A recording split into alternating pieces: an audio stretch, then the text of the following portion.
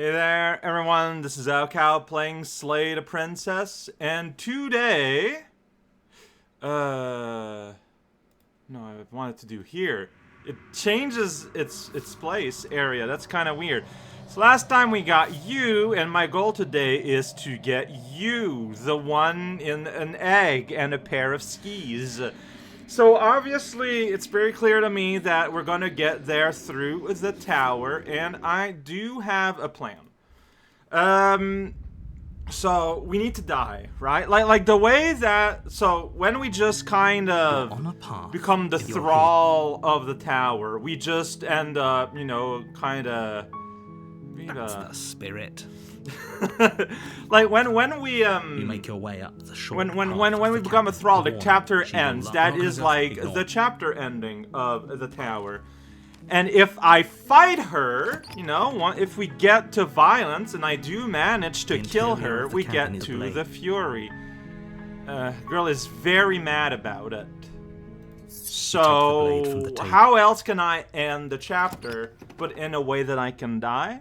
Well, it seems pretty simple to me because the tower, like early in our introduction, I'll go violent. Oh, are you now?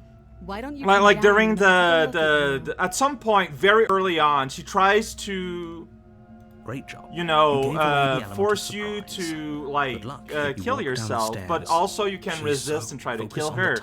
So basically, I'm going to let her make me kill myself, so that will make me die in a different context than when we killed each other while I was fighting her.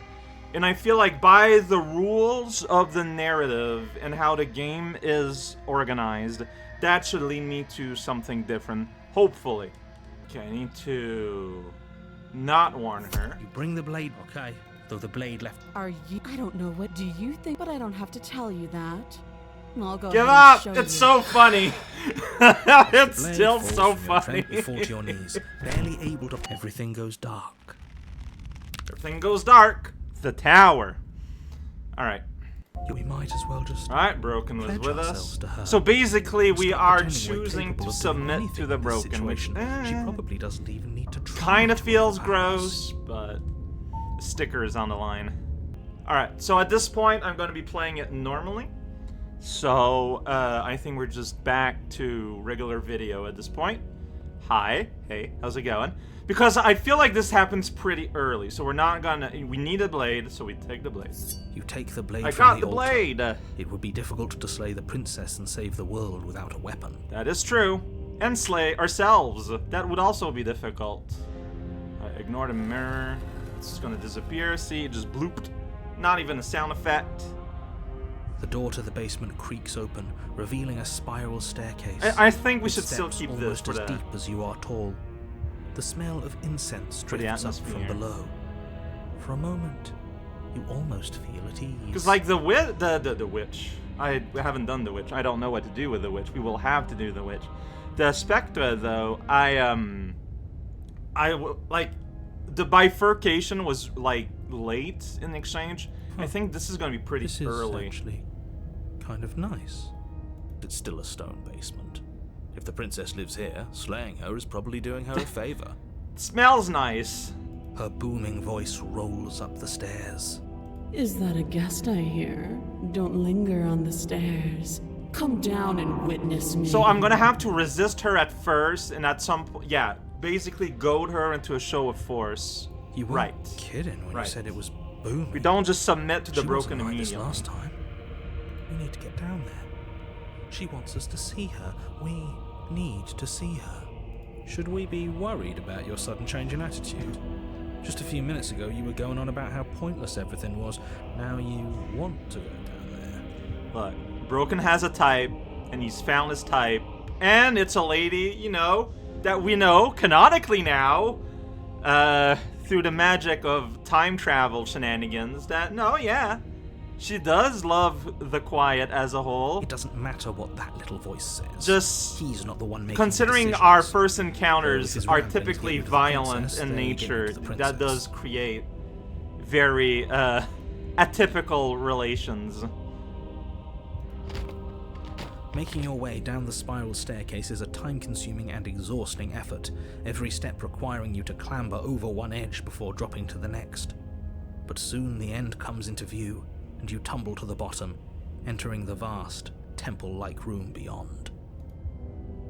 The princess towers over you, almost glowing in the weak starlight, her figure framed by a stained glass window.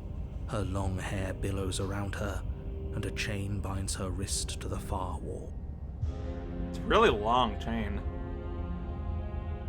The chain That is one's just nothing to her. Gone. It might as well be a toy for all the good it would do. I told you it was pointless to resist her. The little bird has returned to me. I wonder what he wants. Something very specific. You brought that knife again, even though you know it's useless. Such charming audacity. Drop it. Yeah, As gotta if on resist command, first. the blade slips from your grasp. Dude! It clatters uselessly to the floor, but we didn't drop it. We decided to grip it tighter, remember? Yeah. We're really just gonna let that happen to us. That's cheating. I have a duty to report facts as facts, and the fact is that you dropped the blade. Broken, did you do that? Of course we dropped it. Maybe. She's so much more than us. You wouldn't understand what it feels like to be in her presence. Oh, I understand what's going on, and you'd better snap yourself out of it. Kneel. No! Oh, are you still trying to defy me? I said kneel. There's something Your legs funny buckle, about just and your no. knees hit the floor. That's my good little bird. Now, why don't we talk? I mean, I could read it in a way that's not infantile, but The last time I still we associate the met, tower you tried with to kill me. And give here up you immediately. are again, trying to succeed where you've already catastrophically failed. What draws you back here beyond the empty halls of death? Speak. The last time we met... Yeah, that's right, nobody should have narrator. met her before this. You should be the first. You're the only one I trust to deal with her. And now we know that this means that, like he is aware that there are contingencies where he can be repeating, but it always takes him a little bit. Because, like, that does feel like a genuine reaction. Like, none of the narrators expect to be a replacement narrator down the line. And you shouldn't have trusted us. Basically. There was nothing we could do to stop her. Like, I don't think he's necessarily putting Nothing we on... can do to stop putting something up. I think he genuinely believes it at first, even with the knowledge that He's being melodramatic. It could be but a copy. Yeah, we've been here before, and she absolutely destroyed us. What are we even supposed to do to stop her? That's worrying. Whatever you do, don't tell her why you're here. It's best not to give her any ideas. yeah, this is it kind of like the prisoner unlocked so much in terms of understanding a little bit more about what the narrator, like how the narrator experiences things. I feel it's kind of too bad that the prisoner is going to be one of those we explore the least. No. Perhaps you need another lesson in submitting to your betters. Pick up Okay. that needle. That's what we wanted. Do it. It's what she wants. No objections here. Yeah. I don't know what she's planning, and I don't like that we don't know what she's planning, but we might as well pick up the blade. Don't worry, the decider knows what she's planning. As your eye falls on the blade, you feel a weight. Some divine hand that sits unperceived by your senses, but that manages to push you towards its desires like an unseen puppeteer. That's still so good. You reach forward and grasp the blade. Like, it uses that kind of little, like, UI shenanigans just unfrequently enough. Stand. This one's easy. See? This isn't so bad. Stand? I can do that. Check it out. Okay, yeah. We can do that. We were probably going to stand anyway.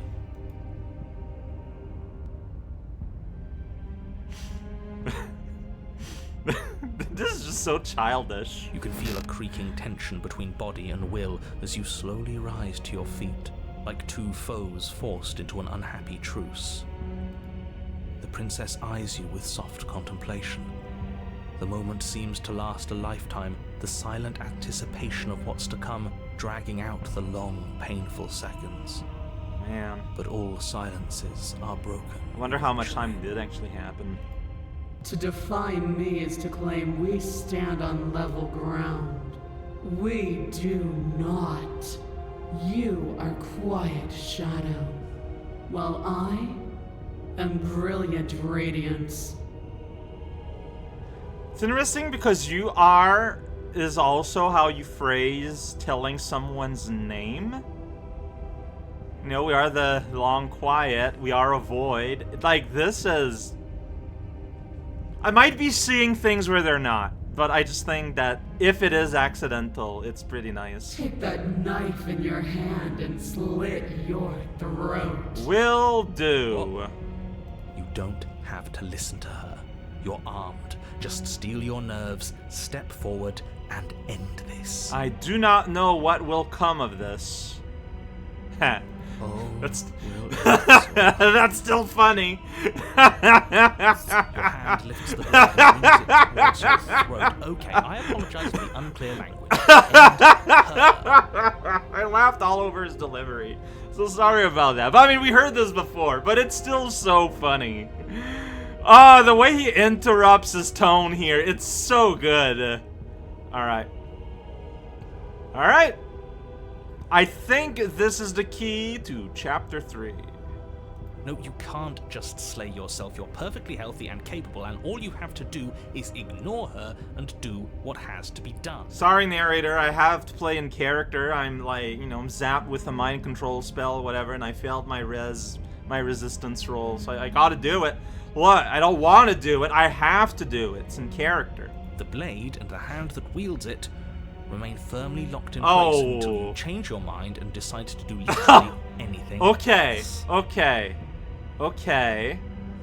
See, I didn't expect that narrator would push back. Look at you quaking against my will. An ant defying a god. It's pointless to resist. In the end, everything submits to oblivion. But I'm oblivion. But you're not the one resisting me, are you? Okay. There's something else in there. Is this really gonna be her versus the narrator in some way? Is that a person? No. It used to be a person. It's something different now. An echo. You can perceive it. Somewhat, at least. Is she talking about you? That's impossible. She's not supposed to be able to interact with me. You're a small one, aren't you? It's really funny how we do imbue her with divinity down this road. Like she is doing things she was never expected to be able to do. And it, you know, to get to the tower, it only takes one step. A shriveling little worm stretched beyond its limits, trying to control things that it can't understand. No. What are you talking about? I'm just... I don't care what you are. You're mine.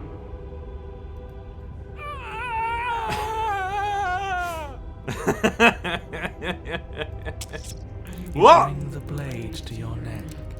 You slice through soft flesh, severing veins and arteries. Your blood flowing freely down your body. It's a painful lesson in obedience, but the pain won't last forever. Narrator kind of sounds like the Cold here a little bit, which fitting. No. When I see you again, you'll free me from my chains and deliver me to the destiny that lies beyond this place. We will. I promise. I know you will. Everything goes dark, and you die. That's so good. that part narrated by her. Oh man, oh, this is so well done. This is so good. Like the game can be like so funny sometimes, but it can also do tension so well. This whole thing here, like, not a whole lot was all that different, but what was there though was impeccable. And I mean, she laid out her plans. We'll see how interactive the next chapter is going to be.